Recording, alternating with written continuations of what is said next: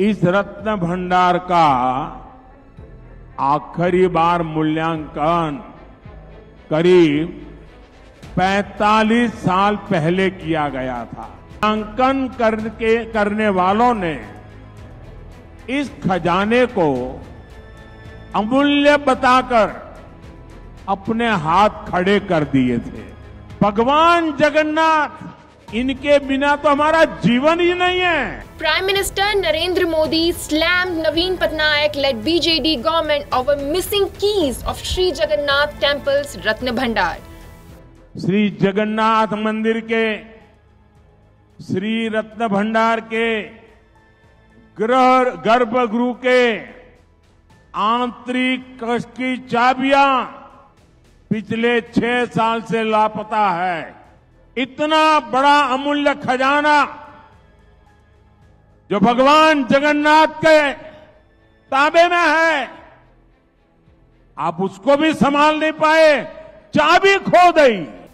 In his address to the public at Fulbani in Kandhamal district on Saturday, Modi questioned the transparency of the current government. मेरे उड़ियावासी, आप जरा बताइए, मेरे तो दिल को चोट पहुंची है। मैं आपको पूछता हूं, और आज पूरे देश को चोट पहुंच रही है जब सुनेंगे तो, क्या आपको ये जानने का अधिकार है कि नहीं है कि चाबियां कहां गई? The Prime Minister also questioned the existence of duplicate keys and the potential misuse of Ratna Bhandar, hinting at possible theft of Lord's ornament. राज्य सरकार कहती है कि रत्न भंडार की डुप्लीकेट चाबियां मिली है।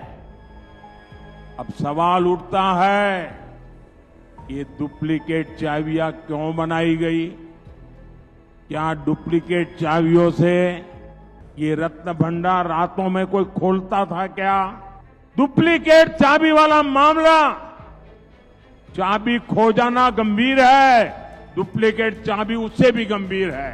Modi emphasized that the people of the state have every right to know what happened to the keys, who took the keys, and what they did with the keys. राज्य सरकार ने एक आयोग को सौंपी थी, लेकिन वो रिपोर्ट आज तक उड़ीसा सरकार ने सार्वजनिक नहीं की है। भारतीय जनता पार्टी अब पूरे भक्तिभाव से ये विषय उठा रही है। आखिर क्यों बीजेडी सरकार, नवीन बाबू की सरकार इस विषय से क्यों भाग रही है? PM further assured the people that once the BJP government comes to power in Odisha, the transparency of Ratna Bhandar will be restored, and that is Modi की guarantee. आखिर राज्य सरकार किसके पाप को बचाने की कोशिश कर रही है? मैं आज उड़ीसा के लोगों को, देश के लोगों को एक वायदा कर रहा हूं। राज्य के अंदर भाजपा सरकार बनने के बाद श्री रत्न भंडार की पारदर्शिता को, प्रतिष्ठा को फिर से स्थापित किया जाएगा, और ये मोदी की गारंटी है। Prime Minister Modi further challenged Patnaik to name all 30 districts of Odisha without seeing them on paper. He said the Chief Minister, who cannot even name all districts and its headquarters, how can he understand the plight and suffering of people in Odisha?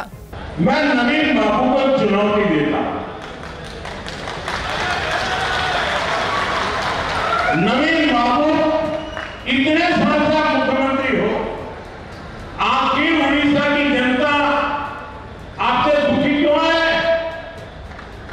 दुखी इसलिए है, जरा नवीन बाबू को कहीं खड़े कर दीजिए और उनको बिना कागज लिए उनको कहिए कि आप उड़ीसा के जिलों के नाम बोलिए और जिलों के कैपिटल के नाम बोलिए।